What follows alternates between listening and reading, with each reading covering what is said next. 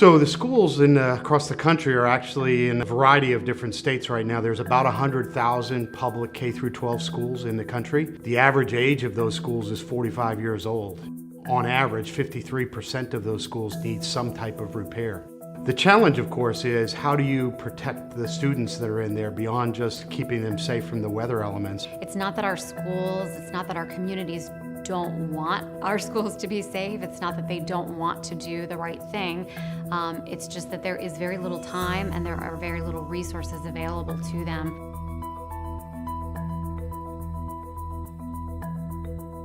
I'm Michelle Gay. I'm Executive Director and co-founder of Safe and Sound Schools. I'm a former teacher and a mom, and I lost one of my 3 daughters at Sandy Hook School on December 14th, 2012. Unfortunately, we're seeing a rise in these tragedies, and unless we provide some help and support, unfortunately, we're just going to see that increase nationwide. My name's Lisa Hamp. I'm a survivor from the Virginia Tech shooting in 2007. The seconds really matter in these situations.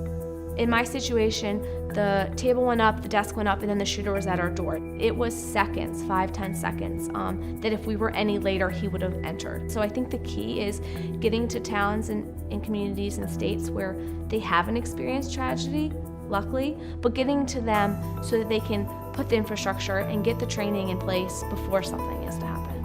And what we're trying to do is say that we can't wait for any more tragic events. We've got to prioritize the investments of time, energy, and focus in this subject today, not tomorrow after something happens. I can tell you, being in a school district that's been through an active shooter situation, or being in a community where the impact of violence is so profound, we have to have the best security technology that we can obtain, because that is the only way that helps to empower those people to teach and those people to learn, and for those parents not to worry during the day.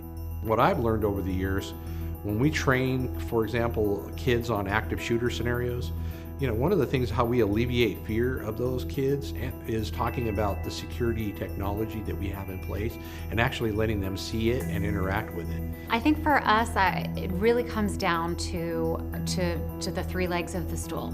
It's about education, training, and tools and technology, our infrastructure, what our building is capable of doing, and how our staff is trained and our students are trained to make themselves safe in an emergency in that physical plant. So it's really more simple. It's a simple answer to a very complex problem. It does take time, it does take effort, but it really does come down to education, training, and infrastructure